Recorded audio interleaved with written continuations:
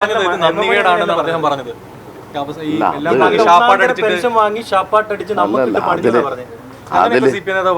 അല്ലല്ല, അതിൽ നമ്മൾ കാണേണ്ട പ്രശ്നം ഇതെല്ലാം ചെയ്തല്ലോ. 10,000 കോടി രൂപയുടെ ആനുകൂല്യങ്ങൾ ഒക്ടോബർ 29 മന്ത്രിസഭാ യോഗം കേരളത്തിൽ പാവങ്ങൾക്ക് വേണ്ടിയിട്ട് പ്രഖ്യാപിച്ചതാണ്. അത് പലതും കൊടുത്തു വരികയാണ്. അപ്പോൾ എന്നിട്ടും ഇടതുപക്ഷം എന്തുകൊണ്ട് തോറ്റു?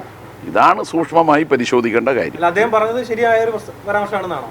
അല്ല, അങ്ങനെയൊക്കെ പരാമർശം നടത്തുന്നത് തോൽവിയുടെ ഭാഗമായി ഉണ്ടാകുന്ന പരാമർശമായിട്ട് കാണുക. അല്ലാതെ അത് അങ്ങനെ ആവണമെന്ന് ആരും ആഗ്രഹിക്കില്ലല്ലോ. പെൻഷൻ കൊടുക്കണ്ട എന്ന് ആരും ആഗ്രഹിക്കില്ലല്ലോ.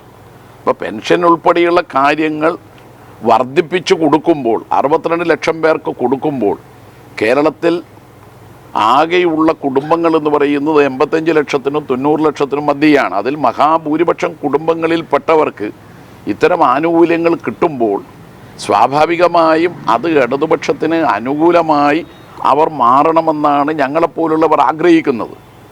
അത് മാറാതിരിക്കുന്നതിനുള്ള കാരണങ്ങൾ എന്തെന്ന് കണ്ടെത്തണം.